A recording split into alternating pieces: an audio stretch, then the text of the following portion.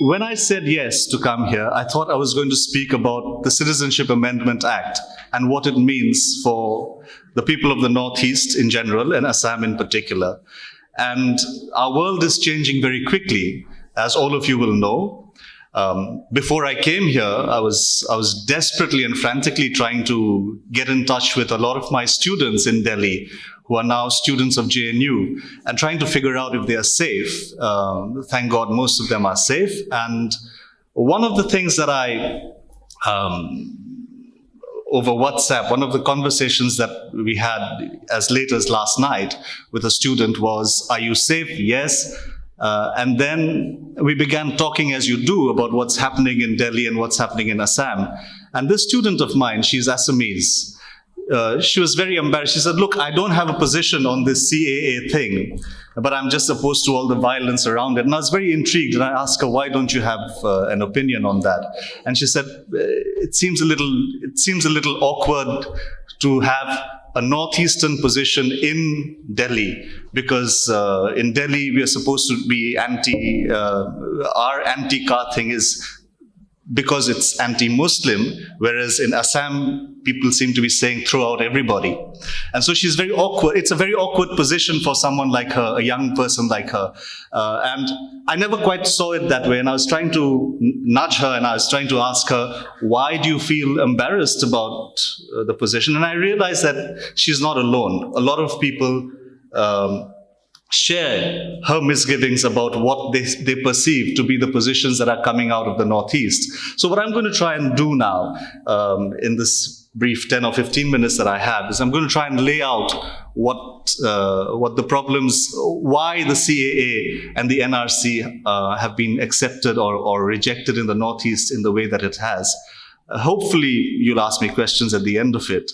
Why should you care about the Northeast at all is a question might be going on in your minds right now. Frankly, I have no answer to that. But think of modern nation states are, in the true sense, very recent things about the way in which we've managed to organize our lives. Modern nation states are maybe 100, 150 years old, and we're still trying to acclimatize to ways in which we're supposed to live together. So in that sense, other than settler colonies like the United States and Canada, most modern nation states think of themselves as having a core and having the periphery. And I come from that part of the world, which for the rest of India seems to be a periphery, and people really forget. So the action is always happening in Delhi, in Calcutta, and in the metropolis. But I will submit to you, and I would love it if you challenge me, is that we are like that little, when miners go into the mine, they have a canary which tells you, a little bird. If the bird is alive, then you go in and then you're okay to be in the mine. If the bird dies, you should leave that mine pretty soon because there's poisonous gases. Think of us like the canary in the mine for democracy. Think of the peripheries of India as stuff that's been happening for a long, long time, which is now becoming more and more common in other parts of India. Coming back to the NRC and the Citizenship Amendment Act debate, it's a very confusing thing. Those of us who are from the Northeast will tell you that we may be for the NRC. It has a particular context and history, but we are opposed to the Citizenship Amendment Act. But there are other people still from the Northeast who will tell you that they are opposed to the National Register of Citizens, but they prefer the Citizenship Amendment Act. And these are the paradoxes that I'm going to try and I won't say sort out. These are the paradoxes I'm going to discuss with you, and on three possible things, right? And these are the three confusing things every time you start a conversation about Citizenship Amendment Act with somebody from the Northeast. These three phrases will come up and they will kill conversation, but I'm hoping it will not kill ours, right? One is cutoff date, right? The second is demographic change. And the third is something called constitutional safeguards. The moment these three things come up, I know a lot of people just close down and they think that there's no need for a conversation anymore. It's all settled, but it's not. Let's come to something called the cutoff date. There are two cutoff dates I need to discuss with you. And all three things are related in Assam. The first cutoff date is March 25th, 1971. This is something that was agreed to in the Assam Accord, which was the Assam Accord, as some of you might remember, was signed between the government of India and the All Assam Students Union and All Assam Ganasangram Parikhad. It was signed in 1985. And it stipulated that March 25th, 1971 would be the cutoff date for having people declared as citizens in Assam or not. And immediately after that, 1 year after that, in 1986, there is, I think, the first amendment to the Citizenship Act in India, right? And it is said that this had to do with the Assam Accord. The Assam Accord came after 5 years of civic strife. It came after terrible tragedies that had happened in Assam and in the northeast. It came after the pogrom at Nellie in 1983. 1983 was a particularly terrible year. Not just Nellie, Gohapur, there were several places all over the Brahmaputra Valley where neighbors set upon neighbors and began to murder one another. There's a very interesting book by a friend of mine called Makiko Kimura on 1983 in Nellie. And Makiko writes that this is most accounts of riots in India will tell you that riots are usually urban things. They happen in urban areas. They happen in Ahmedabad. They happen in semi-urban or urban areas. But in Assam in 1983, this was a rural thing. Anybody who had an axe to grind with their neighbor about land and property was actually acting on it. Part of the problem actually has to do with, again, the kind of demographic change which I will come to in a bit. So with the Assam Accord, the agitationists, the people who were agitating in Assam, as well as the government of India, came to some kind of agreement saying that each one of us will agree by these certain sacrosanct rules of the Accord.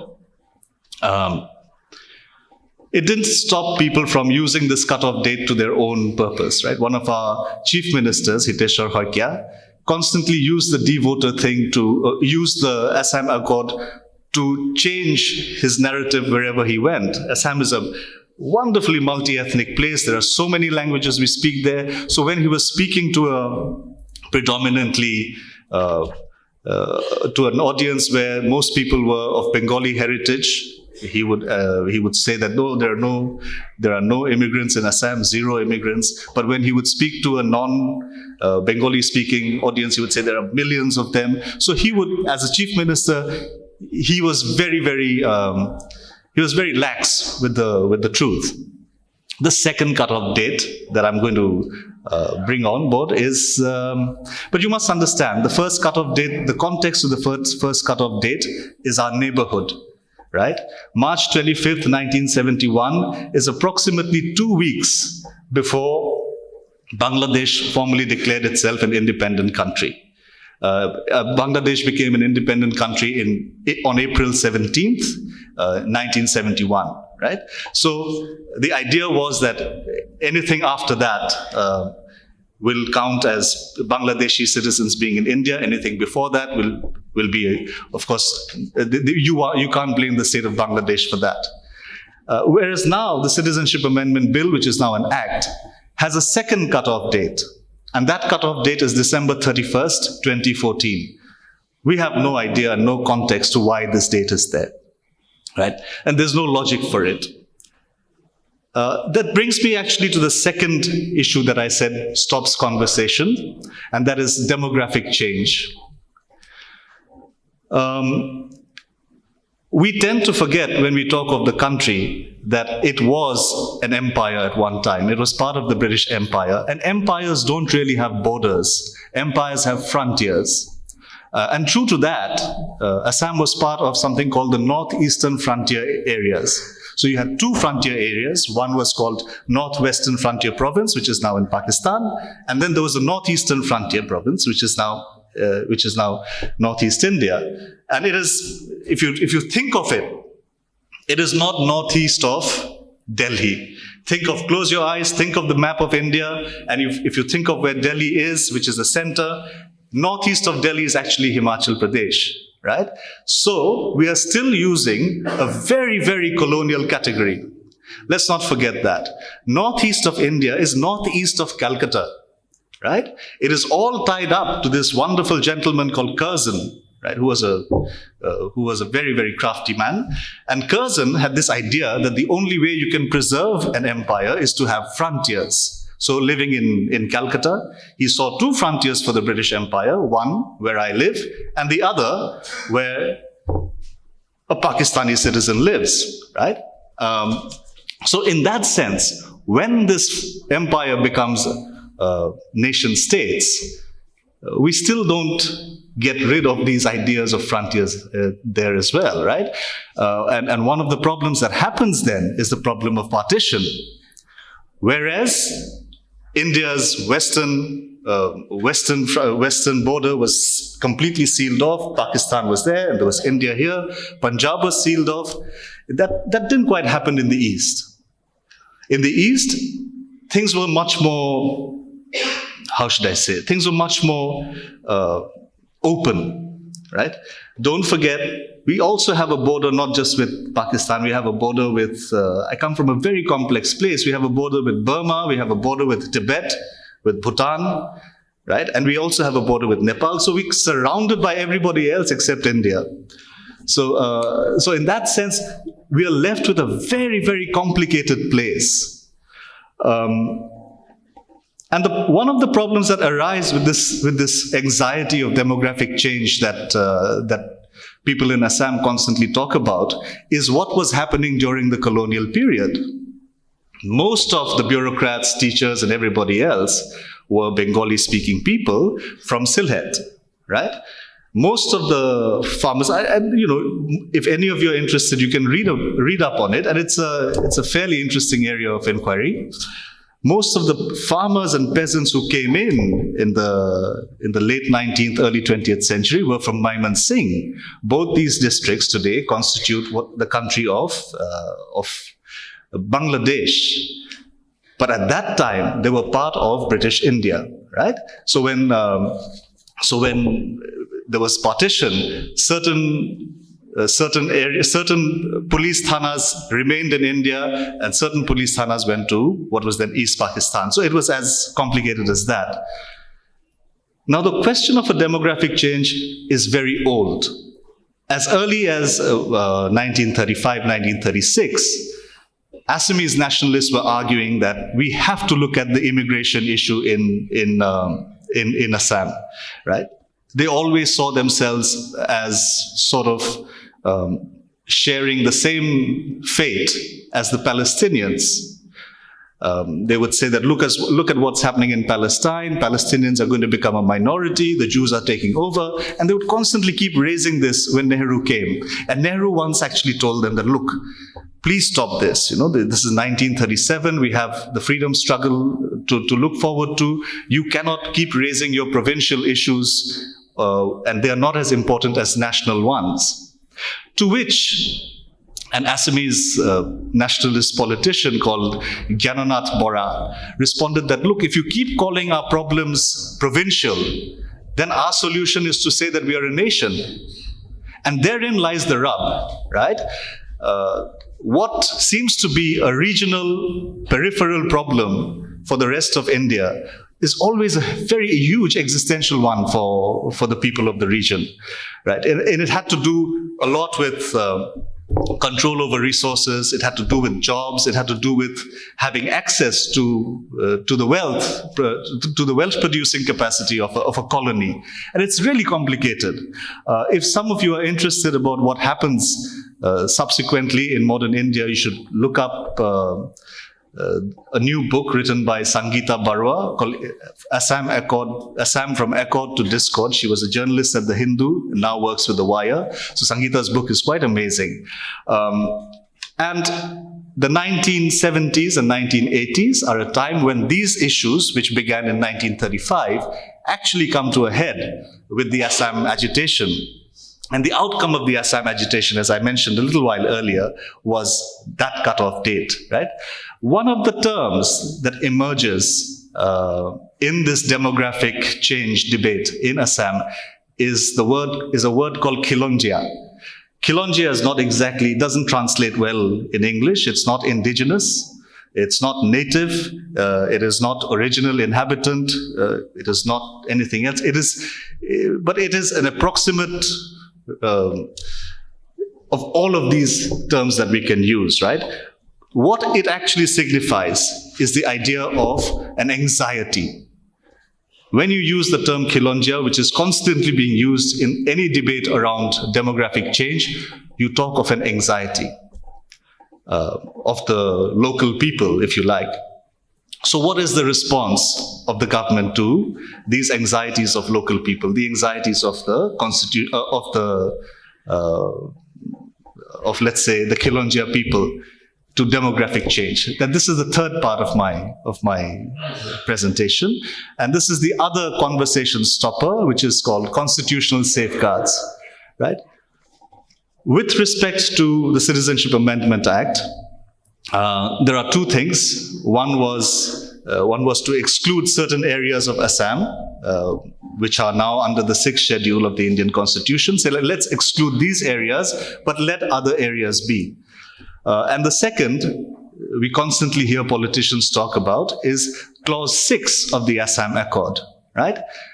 Am I confusing? Everybody's looking a little bit like they're trying to catch up with me, and I'm like going ahead on my horse, and my army is behind me. But please bear with me.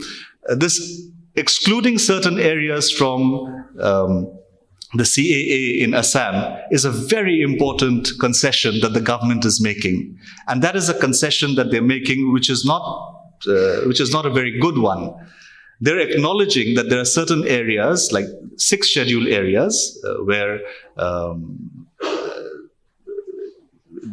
indigenous communities have certain very, very limited rights over their land and resources. So they're saying that this is not going to be affected by the CAA. But those of you who have been to Assam know that nothing is sealed off. If you live in Karbi Anglong, if you live in Dima Hasao, you can walk in anywhere and walk out. So they're saying what they're actually trying to do is that they're trying to say that there is this homeland argument is true when it's not. Yeah. The second thing that they're talking about is Clause 6.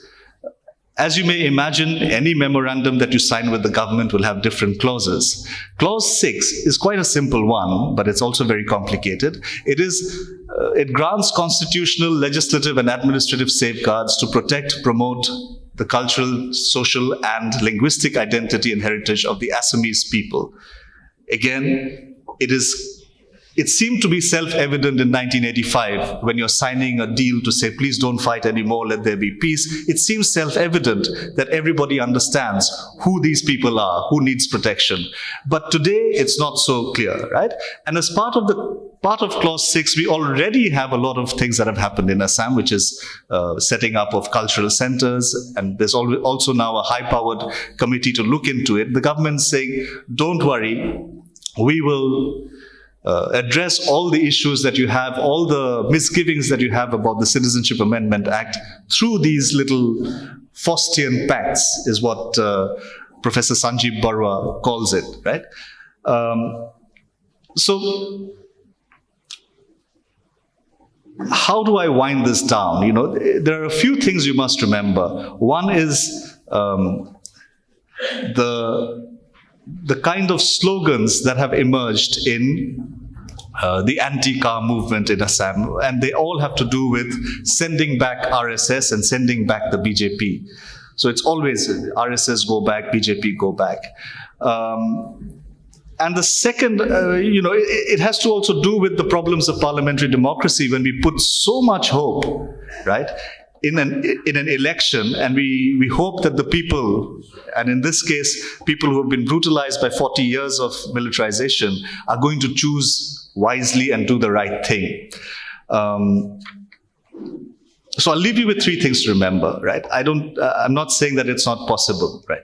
The first is the fact that the way in which the protests against the CAA are being articulated, at least in the Brahmaputra Valley and all around the Northeast, is that it is both anti-Muslim and anti-indigenous.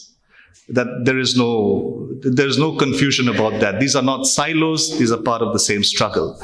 The second thing is that we are quite aware that that the act is kind of, it has the elections in West Bengal and Assam in mind, to the extent that the government is trying to woo certain constituencies to its side. Remember, there were other amendments to the Act in 1986 and 2003, which did not quite lead to this kind of protests. So, what does this mean for both for Assam, the Northeast, and for India? Right? The German sociologist Max Weber made it a point to say that laws of any kind somehow crystallize the best and the worst of our society, right? So he put a huge premium on trying to understand how laws work. To that extent, my message actually last night to my student, who was very confused, was that this is a very, very terrible law. This is a terrible law. It actually kind of underwrites everything that's terrible about parliamentary democracy, that brute majorities can do this kind of thing. And I wanted to actually end off with a message that I sent to my student. I said, it's all right? We don't need to be embarrassed about our particular problem that is there in Northeast India regarding the Citizenship Amendment Act. We are not, I don't think, it's quite easy to say, oh, they're xenophobic because they want to throw everybody out. That is not the spirit in which the people are out protesting against the CAA in Northeast India. They're protesting because they're opposed to the unjustness of the act. Right? And so for all of us who are opposed to an act like this, it is our duty and our task to listen to one another. And it is only by doing that, I think, that we'll be able to move forward. Thank you very much.